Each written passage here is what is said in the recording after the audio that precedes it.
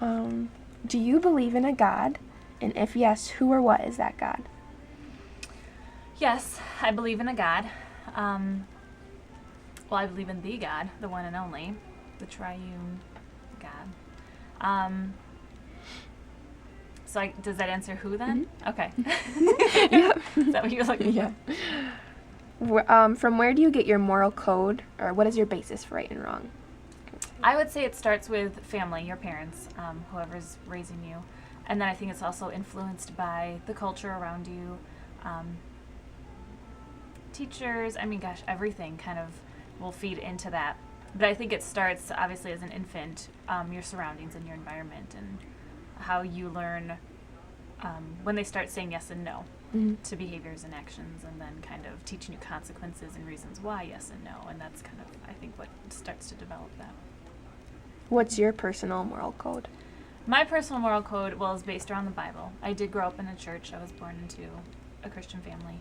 So from, nursery in a church, being raised, it was very much about what Jesus said in the Bible and the teachings of Jesus and all of that. And so that was the main foundation supported in our household.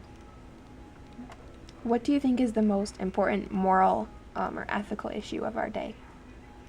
Oh, God. That's kind of hard. It's a big one.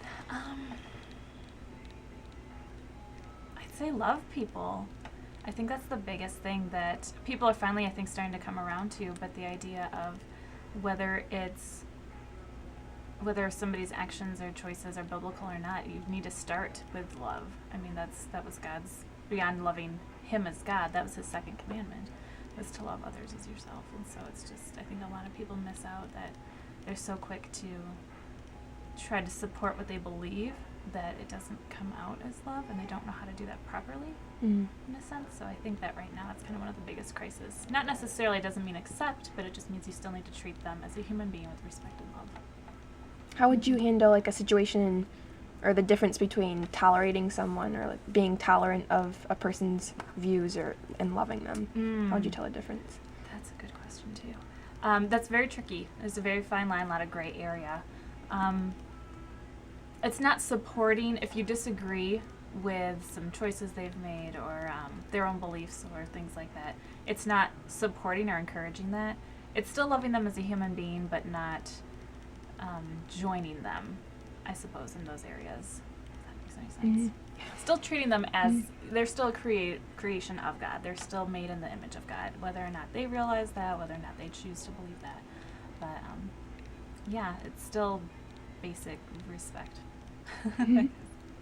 What is your view on embryonic stem cell research? Ooh, I don't know yet. It's one of those I'm still deciding, and I don't know if I'll ever have a specific opinion.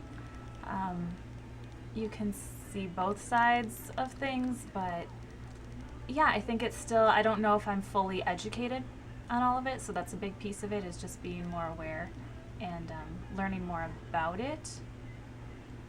I don't know. I don't think I could say either way. What do you think about homosexual marriage?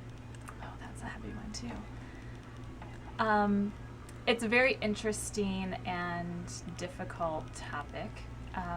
It is a very gray area where biblically it says that is unacceptable, but at the same time, there's almost a piece to it of basic human rights. So regardless of your beliefs as an individual, as a country, it was founded on God, but at the same time knowing that a majority aren't Christians in our country, it's just a very difficult, touchy subject.